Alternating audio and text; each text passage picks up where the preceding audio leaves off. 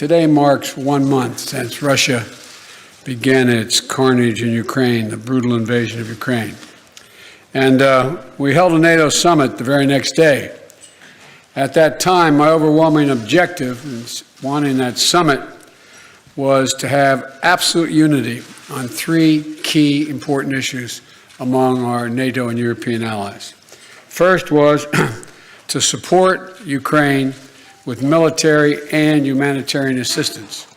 Second was to impose the most significant sanctions, economic sanction regime ever, in order to cripple Putin's economy and punish him for his actions. Third was to fortify the eastern flank of our NATO allies, who were obviously very, very concerned and somewhat worried of what would happen. We accomplished all 3 of these, and today we're determined to sustain those efforts and to build on them.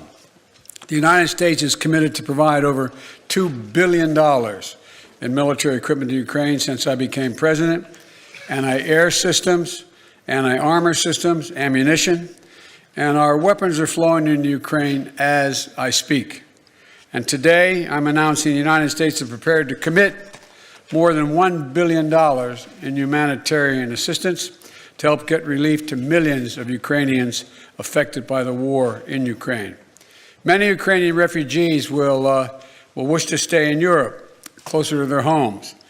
But we also will welcome 100,000 Ukrainians to the United States with a focus on reuniting families.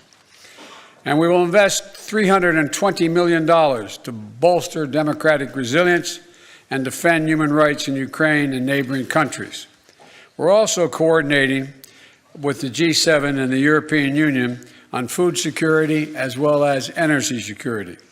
And I'll have more to say about that tomorrow. We're also announcing new sanctions of more than 400 individuals and entities in alignment with the European Union. More than 300 members of the Duma, oligarchs, and Russian defense companies that fuel the Russian war machine. In addition to the 100,000 U.S. forces now stationed in Europe to defend NATO territory, NATO established, as you already know, 4 new battle groups in Romania, Hungary, Bulgaria, and Slovakia to reinforce the Eastern Front. Putin was banking on NATO being split.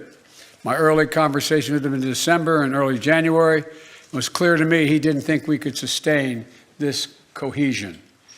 NATO has never been more united than it is today.